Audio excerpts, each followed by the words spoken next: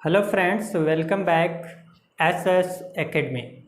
आज हम लोग देखेंगे प्रोनाउन में रिफ्लेक्सिव और एम्फैटिक प्रोनाउन के बारे में। क्या होता है रिफ्लेक्सिव प्रोनाउन, क्या होता है एम्फैटिक प्रोनाउन, इसके बारे में हम लोग जानेंगे। आज हम लोगों को जो टॉपिक पढ़ना है रिफ्लेक्सिव एंड एम्फैटिक प्रोनाउन। ठीक, इन दोनों टॉपिक को हर जगह सभी लोग अलग अलग कवर करते हैं, तो इसमें कुछ समानताएं होती हैं, इसलिए हम आपको बारी बारी से पढ़ाएंगे। बस आज इन दोनों टॉपिक के बारे में आपको समझाने वाले हैं। क्या समानताएं होती हैं, क्योंकि इसमें जो एग्जाम्पल होते हैं वो सेम वर्ड होते हैं। कैसे सेम वर्ड होते हैं, थोड़ा सा डिफरेंस होता है मीनिंग में। रिफ्लेक्सिव का मतलब होता है निजवाचक, जिसको बोलते हैं निजवाचक सर्वनाम। निजवाचक सर्वनाम मतलब जो रिफ्लेक्सिव प्रोनाउन होता है उसका उपयोग हम किस के लिए करते हैं? निज मतलब खुद के लिए करते हैं। ये ऐसा प्रोनाउन होगा जिसका उपयोग हम करेंगे तो उसका इफेक्ट सब्जेक्ट पर ही जाएगा, कर्ता पर ही जाएगा।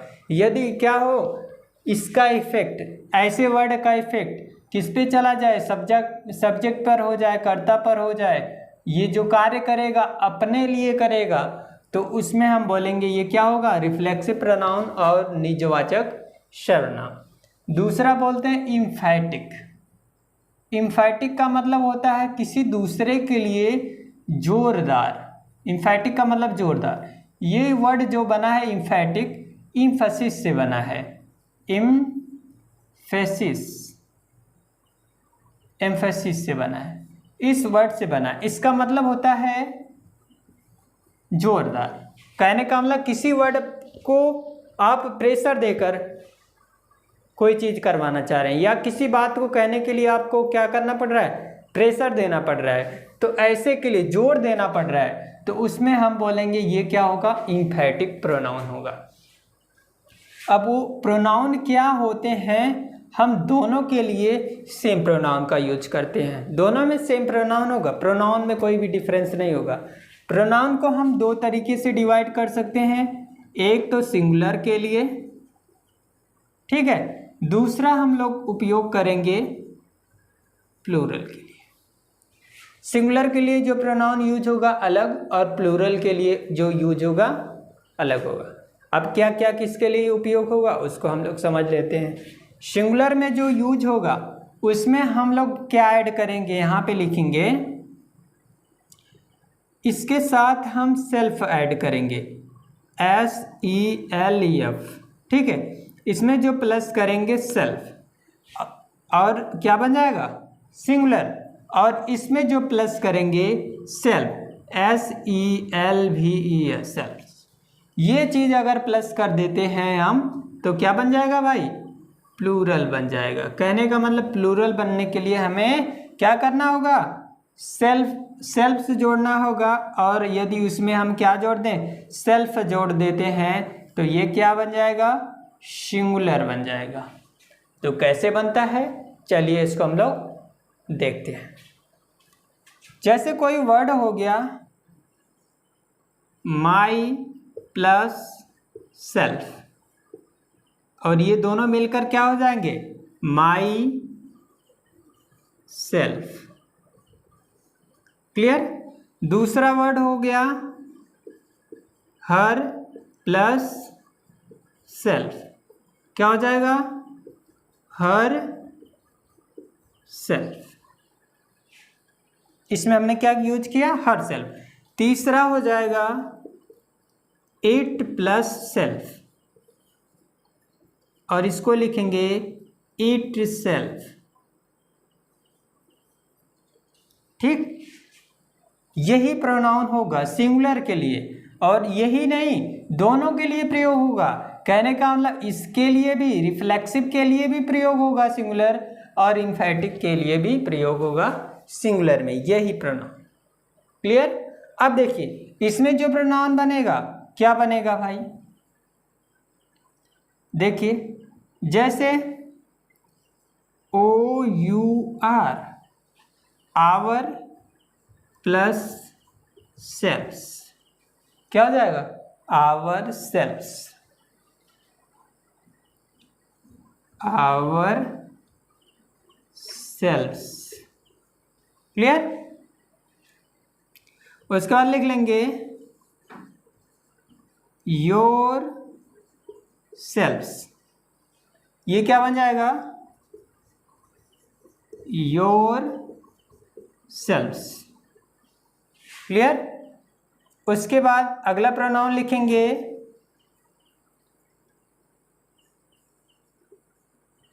देम सेल्फ्स, और क्या बन जाएगा? Themselves, themselves. ठीक है, अब देखिए क्या चेंजिंग हुआ है, यहां पे देम सेल्फ हुआ, THEME, them self. Clear? Our self, yourself, them self, myself. Myself को क्या बोलेंगे? My plus self, myself हो जाएगा।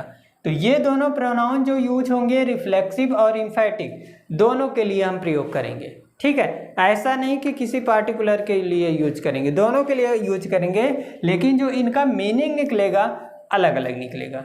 अब क्या मीनिंग निकलेगा, कैसे निकलेगा, अब इसको हम समझेंगे। पहले परिभाषा समझेंगे, उसके बाद उसकी मीनिंग को समझेंगे। ठीक है, तो चलिए आगे हम लोग देखेंगे क्या रिफ्लेक्सिव प्रोनाउन क्या है। परिभाषा को समझेंगे। परिभाषा क्या है? When the action done by a pronoun reflects upon itself it is a reflexive pronoun. क्या कह रहा है भाई? When the action done by a pronoun, जब कोई कार्य किसी प्रोनाउन के द्वारा पूर्ण होता है ना, और इसका जो रिफ्लेक्ट पड़ता है upon it self, main word यहाँ पे है इट सेल्फ, मतलब खुद पर पड़ता है उसका इफेक्ट, तो it is a reflexive pronoun. तो इसको हम क्या बोलेंगे? Reflexive pronoun.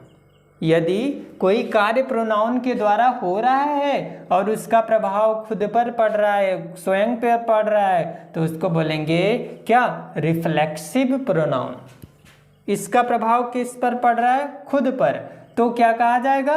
Reflexive pronoun. और इसको हम बोलते हैं हिंदी में, क्या बोलते हैं भाई? निज वाचक सर्वनाम।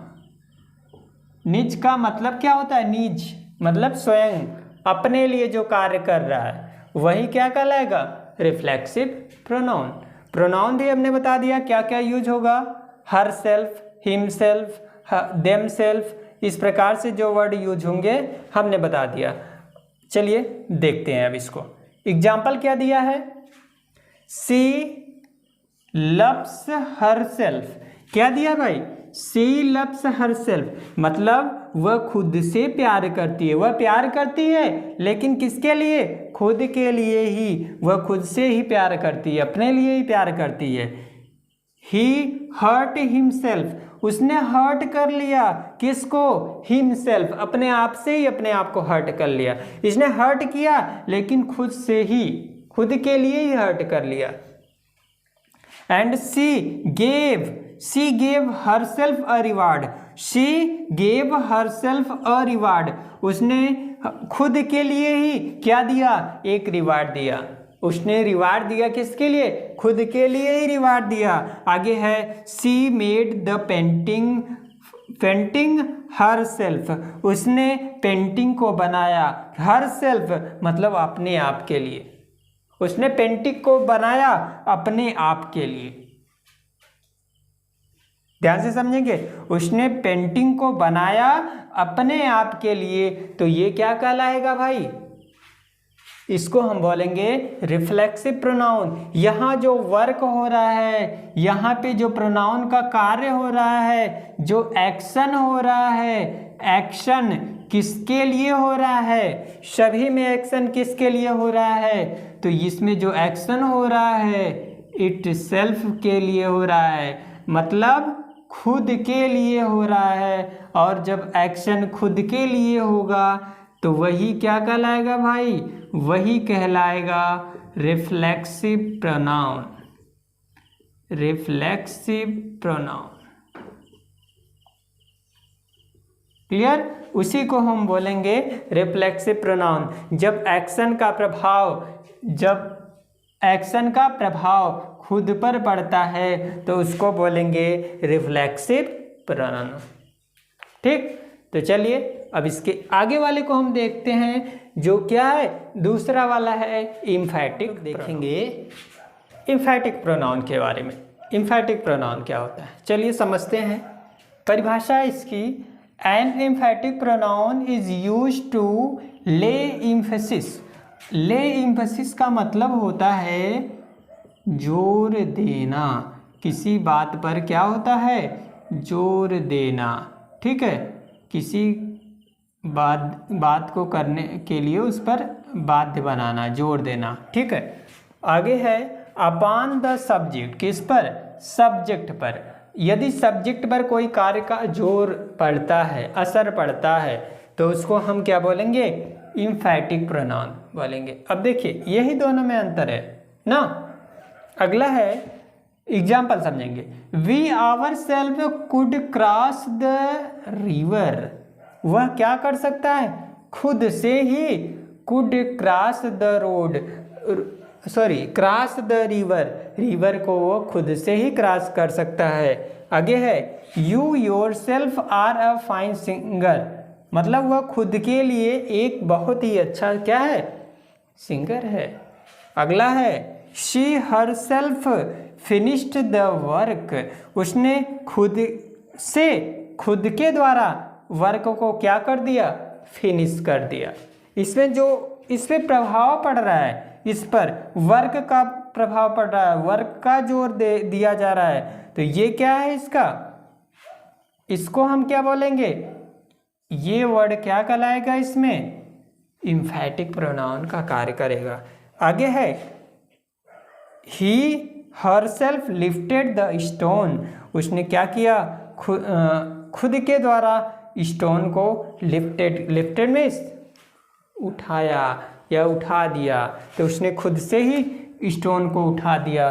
तो इस प्रकार से क्या कह सकते हैं कि ये सारे जो एग्जाम्पल है आपके इम्फैटिक में आ जाएंगे। इसमें जो है क्या है, प्रोनाउन पर जोर दिया जा रहा है, वर्क करने के लिए जोर दिया जा रहा है। और एक बात, मेन बात, इसमें सब्जेक्ट के बाद मैक्सिमम देखेंगे तो जस्ट सब्जेक्ट के बाद इसमें इम्फैटिक प्रोनाउन का यूज होगा। क्लियर, आपने इसके पहले वाले में देखा होगा, रिफ्लेक्सिव में ये वर्ड जो यूज हुए थे, लास्ट में यूज हुए थे, बीच में वर्ड यूज हुए थे, लेकिन इसमें आप देखेंगे मैक्सिमम आप देखोगे तो यहाँ पे जस्ट किसके बाद, प्रोनाउन के बाद, पहले ही सब्जेक्ट के बाद आपको यूज हो जाएंगे। क्लियर, और इसमें कुछ अपवाद आते हैं, चलिए उस बात को समझ लेते हैं।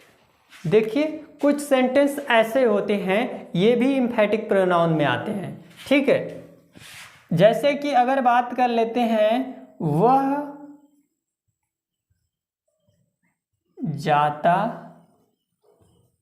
है, क्या है यह, वह जाता है, तो क्या लिखेंगे भाई इसको, ही गोज, आपने लिख दिया क्या, ही गोज, वह जाता तो है, लेकिन यहीं पे लिख देंगे वह जाता तो है।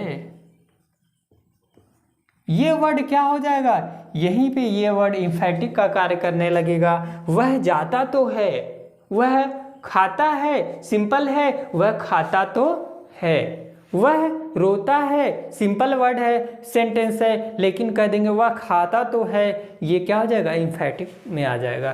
कैसे, देखिए इसको जब हम करेंगे लिखेंगे ही, ठीक, जस्ट ही के बाद लगाने वाले हैं हम लोग डज,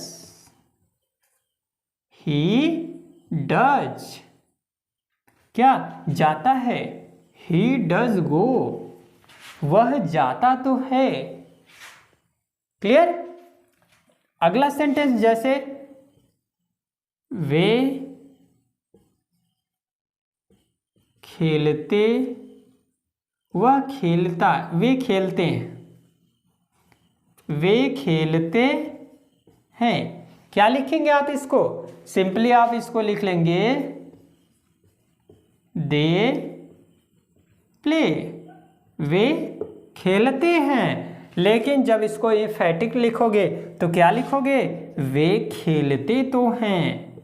क्या लिखोगे, वे खेलते तो हैं, मतलब यहां पे जोर दिया जाएगा, वे खेलते तो हैं, इस बात पर, इसका प्रभाव कहाँ, सब्जेक्ट पर जोर दिया जा रहा है, तो इसको बोलेंगे यह एम्फेटिक में हो जाएगा। क्या लिखेंगे, दे, यहां पे लिखेंगे आप दे डू प्ले, वे खेलते तो हैं। जैसे रवि बाजार जाता है। क्या लिखेंगे, Ravi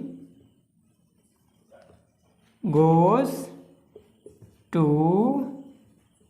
market, Ravi goes to market. लेकिन जैसे ही इसको आप इम्फेटिक बनाओगे तो क्या बोलोगे भाई, रवि बाजार जाता तो है, रवि बाजार जाता तो है। इसका क्या होगा भाई, रवि बाजार जाता तो है, सेम वही, Ravi does go to market. Clear.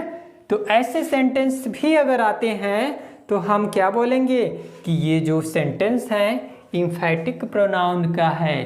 किसका, इम्फेटिक प्रोनाउन का है। क्लियर। आई होप आपको दोनों प्रोनाउन समझ में आए होंगे, रिफ्लेक्सिव प्रोनाउन या फिर इम्फेटिक प्रोनाउन।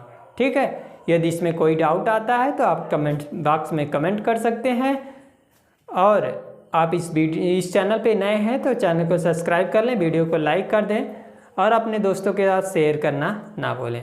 तो चलिए मिलते हैं अगले वीडियो में, तब तक के लिए take care, bye bye and thank for watching.